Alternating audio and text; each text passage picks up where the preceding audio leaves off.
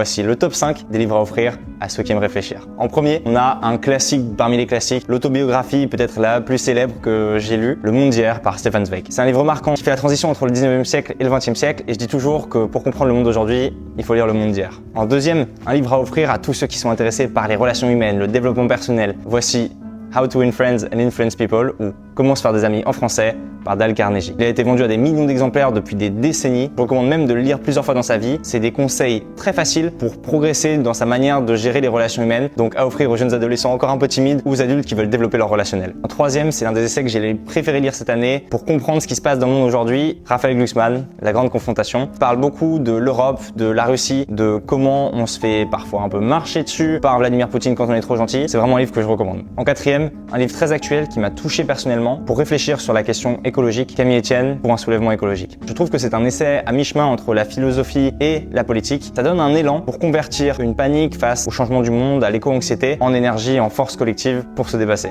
Et en dernier, un livre qui m'a marqué et que je relis souvent, à offrir aux grands-parents, aux parents de tous les âges, Les Lettres à Lucilius de Sénèque, qui a écrit avant sa mort tous ses préceptes, tous ses apprentissages à son disciple. Vous voyez toutes les pages que j'ai, elles sont cornées. C'est accessible et en même temps ça donne beaucoup de matière à penser.